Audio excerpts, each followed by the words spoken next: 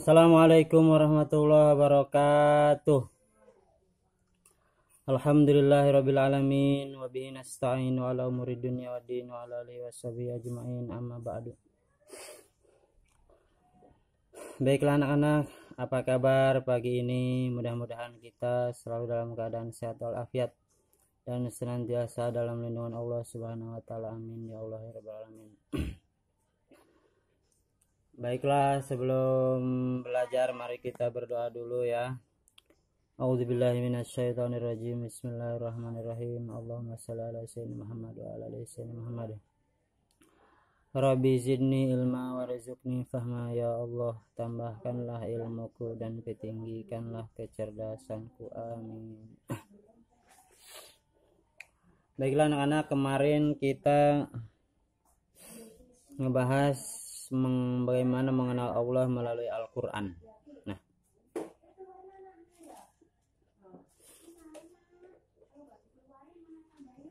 di dalam Al-Quran sendiri disebut, sekarang kita mengenal Allah melalui Asmaul Husna, melalui nama-nama Allah yang baik. Asmaul Husna sendiri adalah disebutkan dalam Al-Quran.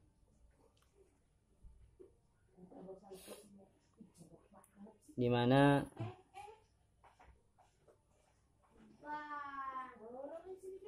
setiap orang yang mau kenal itu pasti melalui nama ya, entah itu sesama manusia apalagi kepada Tuhan. Islam sendiri untuk menyebutkan yang maha kuasa, yang maha segalanya, yang maha mencipta, yang maha segalanya, untuk menyebutkan kepada sesuatu yang maha segalanya itu dengan sebutan Allah Subhanahu wa taala, gitu ya. Kemudian juga Allah Subhanahu wa taala menyebutkan nama-nama yang baiknya dalam Al-Qur'an. Berjumlah berapa? Ada 99 Asmaul Husna. Nah, di antaranya di sini adalah Al-Basir halaman 15. Al-Basir artinya yang maha melihat.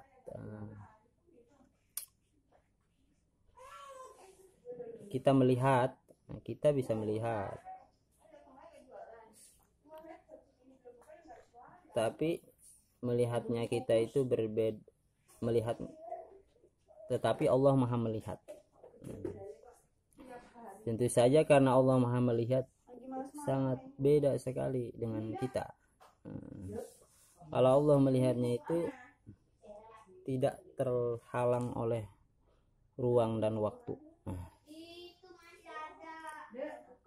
Pada zaman apa saja Allah, baik zaman yang telah terlewati maupun yang akan datang, yang sedang terjadi, Allah bisa melihatnya. Berbeda dengan kita, tidak terhalang dengan waktu, dan juga tidak terhalang ruang dan waktu. Ruang,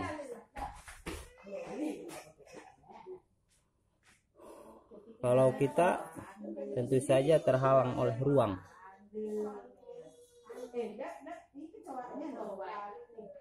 Kita di dalam kelas aja, dalam satu ruangan kelas, tentu saja tidak bisa melihat apa yang ada di luar karena terhalang oleh tembok. Gitulah. Kalau kita itu melihatnya itu terhalang oleh waktu. Tapi Allah Subhanahu wa taala tidak terhalang oleh ruang dan waktu ya.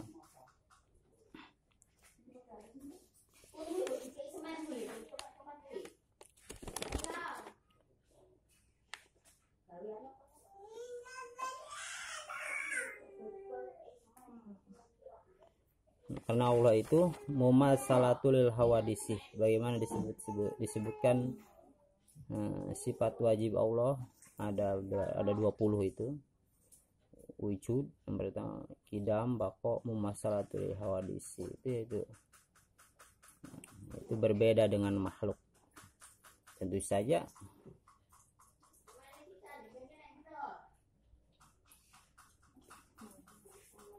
melihatnya Allah pun berbeda dengan makhluk ya.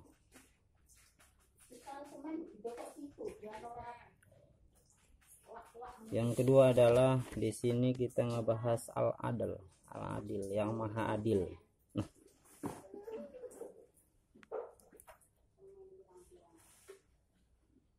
tentu saja beda sekali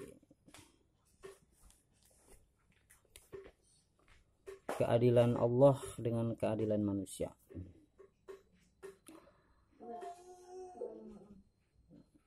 Kalau manusia itu cenderung kepada kalau sesuatu membagi sesuatu dengan rata maka itu dikatakan adil gitu ya. Kemudian juga ada yang mengartikan kalau menempatkan sesuatu pada tempatnya itu adalah adil. Ada juga artinya menempatkan sesuatu pada tempatnya itu adalah ya memberikan sesuai dengan kemampuan yang dia miliki, itu juga adil menurut manusia. Tetapi kalau keadilan Allah SWT tentu saja berbeda ya. Suatu contoh, Allah menciptakan perbedaan di antara makhluk, ada yang kaya, ada yang miskin. Itu adalah itu bisa dikatakan keadilan menurut Allah SWT. Kenapa? Karena di balik itu semua Allah SWT memberikan hikmah yang sangat besar. Agar apa? Agar bisa saling tolong menolong, saling membutuhkan.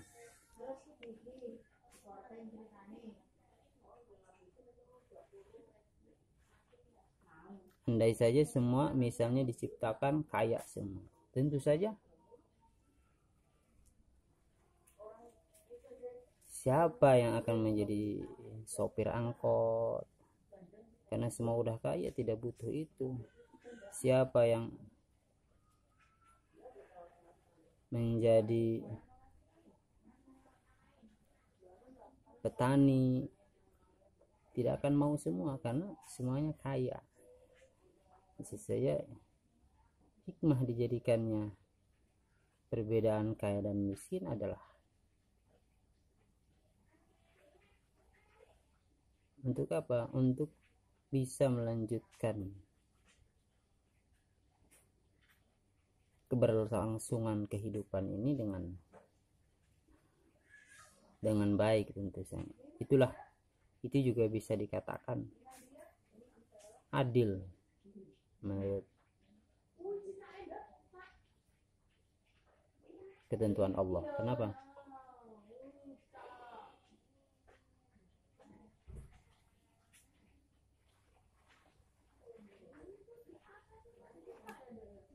Begitu juga Allah Subhanahu wa taala bersifat Rahman Rahim. Rahman yang Maha Pengasih.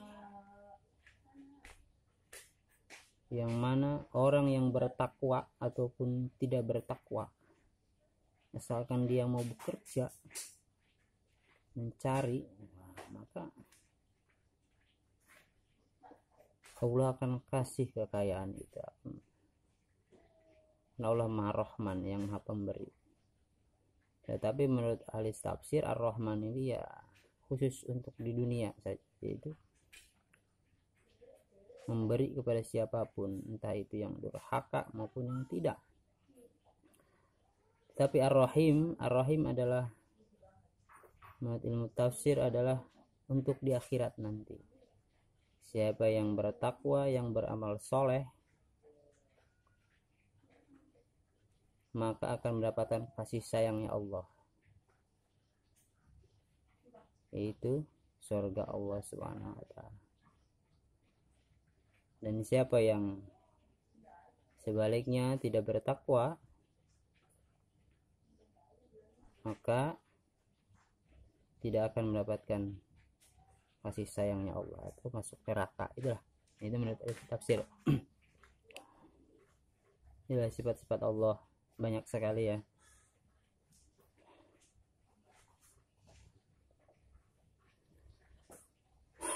Mungkin ini aja dulu untuk penjelasan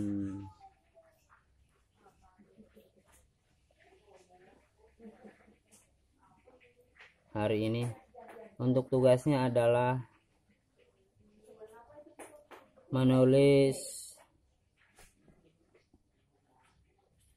Asmaul Husna minimal 10 biji sama artinya ya. Ini saja untuk tugas hari ini. Mohon maaf bila ada kesalahan. Bila taufiq. Assalamualaikum warahmatullahi wabarakatuh.